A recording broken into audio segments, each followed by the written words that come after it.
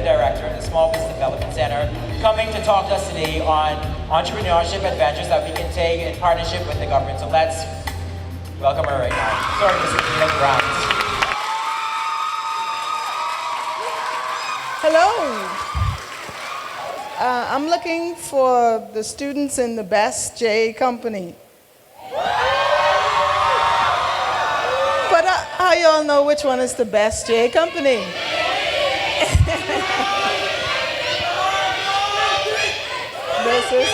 This is excellent. That's the energy I remember from JA.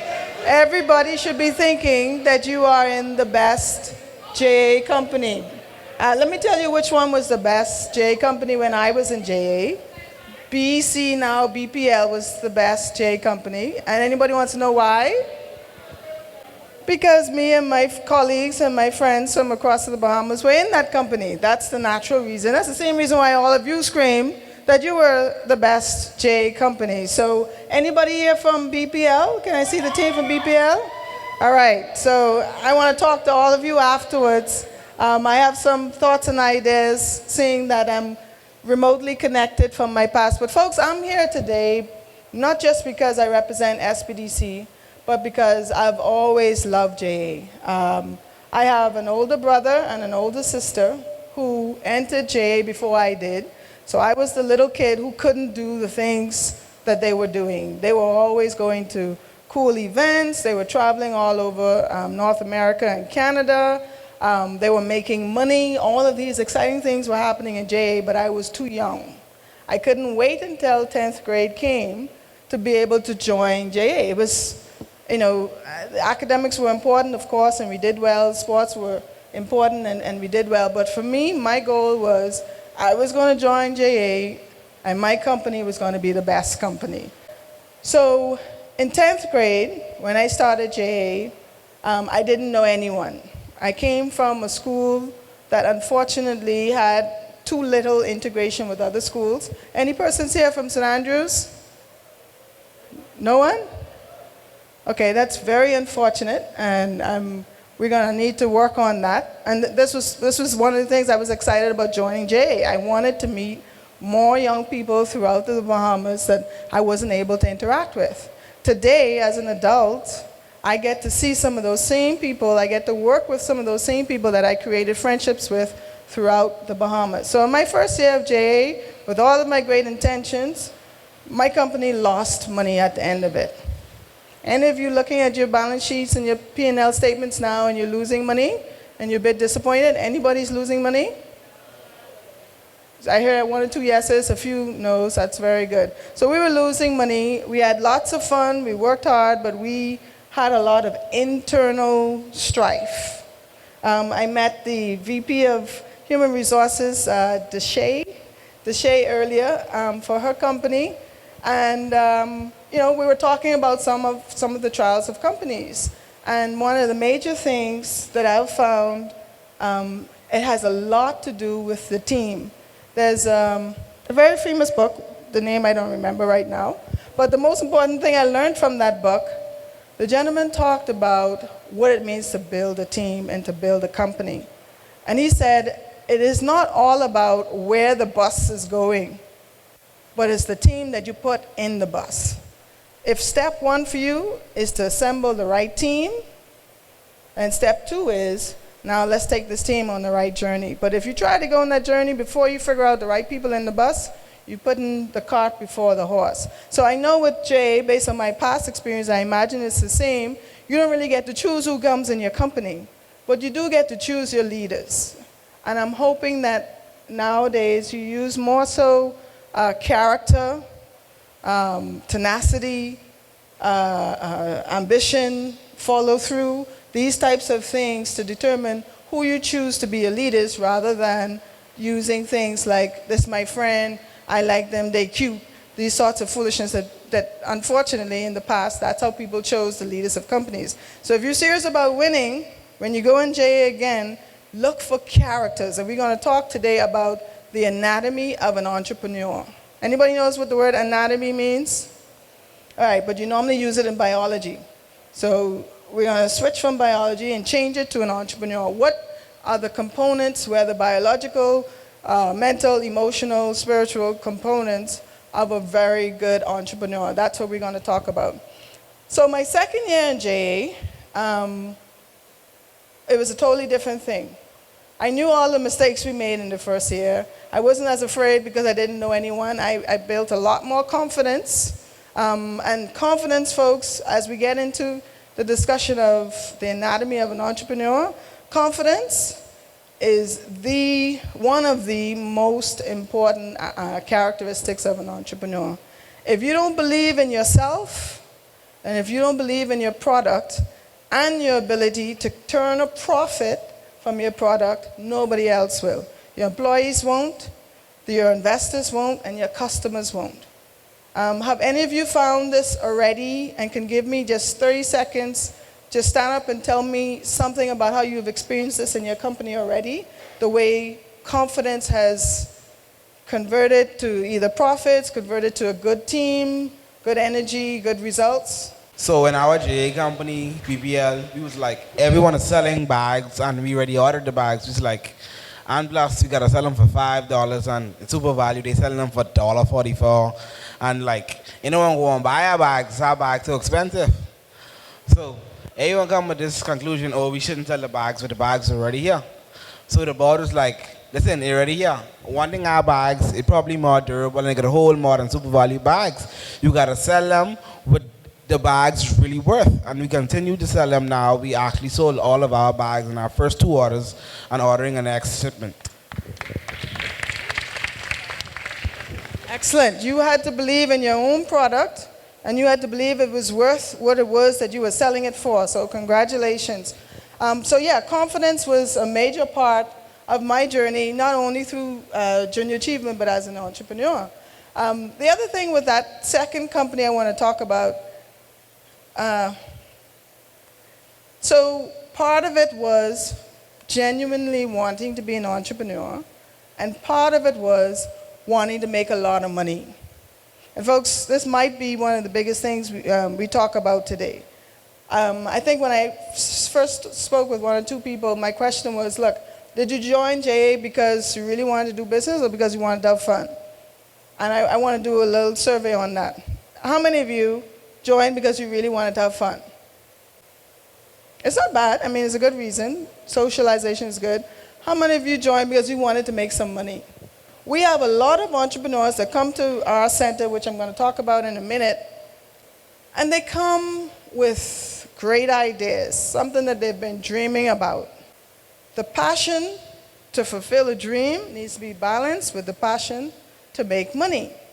Now, I'm saying this because we live in a capitalist society. I'm sure that's one of the core things you guys learned through junior achievement or through your econ classes. You've learned about capitalism. Anybody? I need a lot of interaction here first so I can know what I'm dealing with in terms of, okay, so capitalism is the concept of you want and you have the right to own property, you have the right to own goods and services or to offer goods and services and to earn whatever you want to from the market. So if you decide to sell it for $5, that's on you. People will either buy it or not buy it. Fortunately for you, they bought it. So capitalism is the free idea of being able to do business as an individual. There are some other societies or economies, there's a socialist economy, where you're not all really allowed to own property. Everybody owns everything, AKA the state owns everything. So there are different types of businesses because of different types of environments. But for you, you have to want to make money. It changes the way you make decisions. The only way, this VP of Finance, Makaya, right? Or Kaya? Makaya? Mackay, okay, I'm pronouncing it improperly, I apologize. The only way Mackay, as the VP of Finance for his company, could know if he's making money is if he's keeping a record. Now, I say that, and you all here, I'm hoping you feel as though that was an obvious thing for me to say. Folks, in the real world, again, as we deal with a lot of companies, that's not the way the average Bahamian company, unfortunately, determines whether they're making money. They determine it by, at the end of the day, is there cash in the cash register. That doesn't mean you're making money. If you spent $1,000 to buy those bags, and then you see you have all sorts of cash coming in, and it comes up short to $850, it may look like a lot of money, but you just lost $150. And so if you don't keep a record of what it is you're spending, what it is you're bringing in, what it is you project to spend, what it is you project to bring in, you won't have a clue if you're making money. At the end of my second year in Junior Achievement, my team, my company, each stock was worth, I think, $101. Any of you think at the end of your year you'll be anywhere close to that? Good. I had some really good responses here. This is great. Give me an idea of what's been going on. Any other VPs of finance in the room? Okay, I need another VP of finance. Okay, great. Help me out. As the VP of finance for your company, tell me about your profit right now. Where are you? 2, where do you think the value of your stock is going to be, each stock, at the end of the year, if you're on target? And if you don't have all the answers, just tell me, that's fine. And then what sort of techniques did your company employ to be that profitable? Well, when it comes to selling our product at our price, we did a certain percentage markup in order to get a certain amount of profit. But right now we have over $5,000 in profit, and both the value of the stocks, I don't have the information, about 67.99.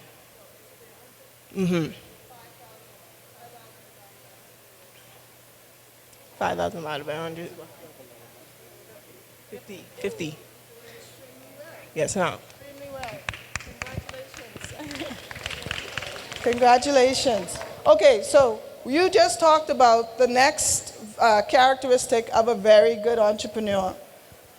Especially in our program, I'm giving you, straight off the press stuff that we haven't even written down yet in the organization that I haven't told you about yet. The entrepreneurs that can walk into our office and tell us that type of information off the top of their head, you're dealing with a serious entrepreneur. They're watching the money. You have to watch the pennies in your business. If you can't tell me to the penny what it costs to produce each one of your goods, what your profit margin is for each one of your goods, and if that's not something that you fall asleep thinking about and wake up thinking about, then maybe you need to think about a different type of career. All right?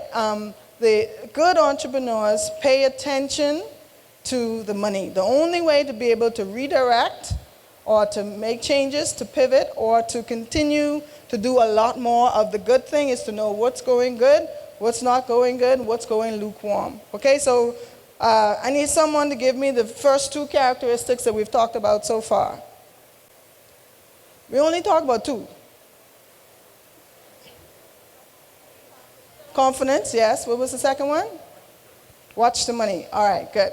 So let me quickly go into, and you can move to the next slide. So I'm going to bring up a few more characteristics as we go on, but I represent the Access Accelerator. Right? The Access Accelerator was created by 3 organizations: the government of the Bahamas, through the Ministry of Finance, the University of the Bahamas, and the Bahamas Chamber of Commerce. Our job is to help entrepreneurs like you to be able to start businesses, strengthen existing businesses, access capital, get good advice, develop your businesses, expand into new markets. And I'm saying this to you, and you may be thinking, look, I'm still in high school. Around the world, folks, there are so many young entrepreneurs winning competitions, winning hundreds of thousands of dollars to do amazing things. I want to see that in the Bahamas. Ms. Dean and I casually started talking about some things that our organization wants to do with JA. We want to create an environment where when you finish with JA, you can come straight to us. If you guys are serious about that profit margin that you're creating right now, if you could create that type of profit margin, we want you to continue as a real business, as a real club. We'll help you formalize. We'll help you get funded to expand it and keep the process going. The only thing that we want to encourage among, in particular, your companies is innovation. This is the third characteristics. Very good entrepreneurs are innovative.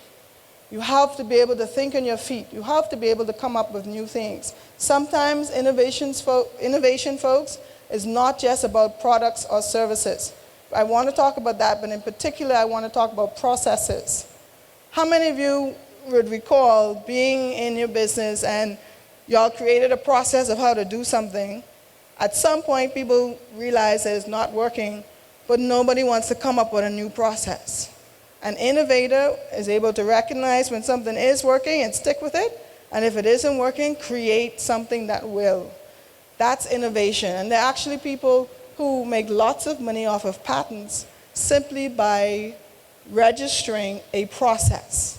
If you should do the research one day with USPTO, the United States Patent Trade Office.org.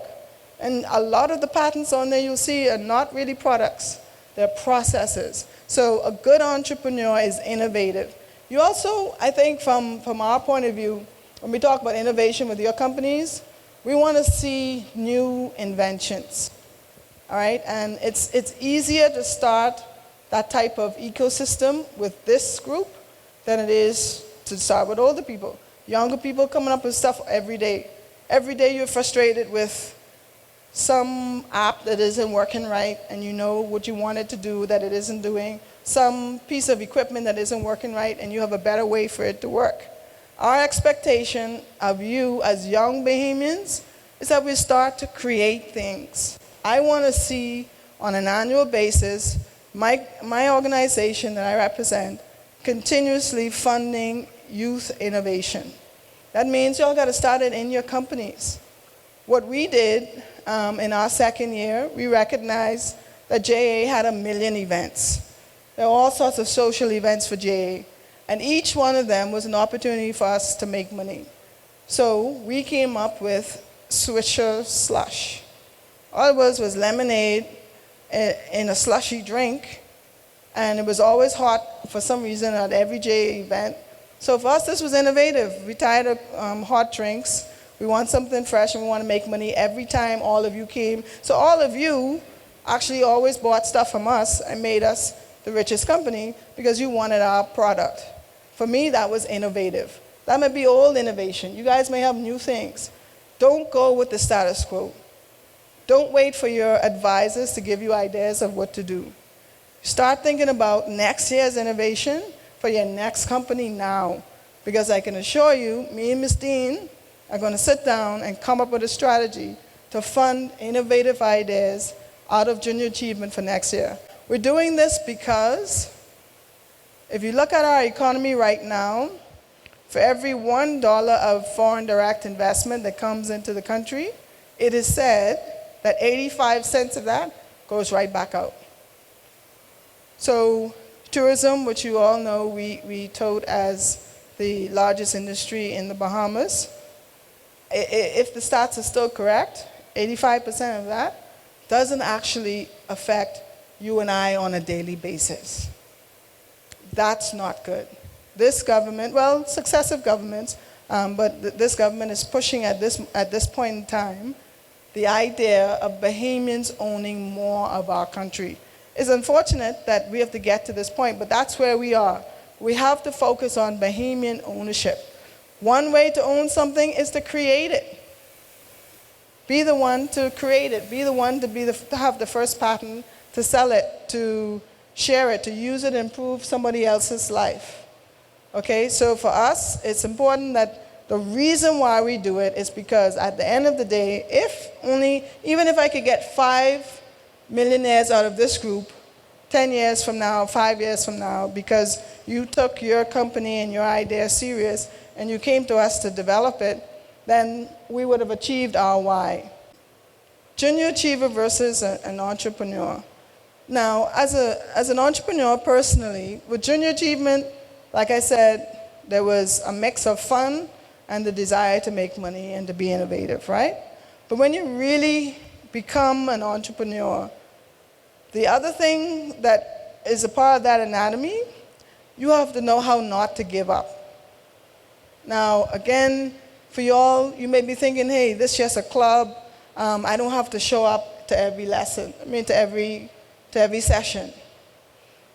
And not showing up to every session, you're almost giving up on your own company. You can imagine if an entrepreneur one day decides not to wake up and open up their shop. You go to Little General's one day and it ain't open because Little General's owner say he's tired. He wants to play some games. He wants to go to the beach. That's not an entrepreneur. You find that entrepreneurs actually take less vacation, they get less bonuses, they get less rewards, all of those things because they're engaged in developing that business.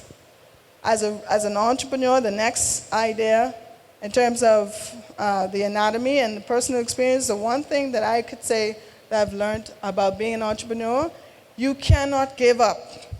You have to be tenacious. Some of the things that we've seen from our clients, for example, there's a company out of Grand Bahama that just was awarded $500,000 through our program. Folks, that's $500,000. It's a lot of money for a small business. That particular entrepreneur, she was tenacious. She never gave up. Every time there was more information to be received, more scrutiny to be received, more conversations to have with the banks, she never gave up. She was constantly pushing for what it was that she wanted. All of the successful entrepreneurs that have gone through our program have that same character trait. They do not give up.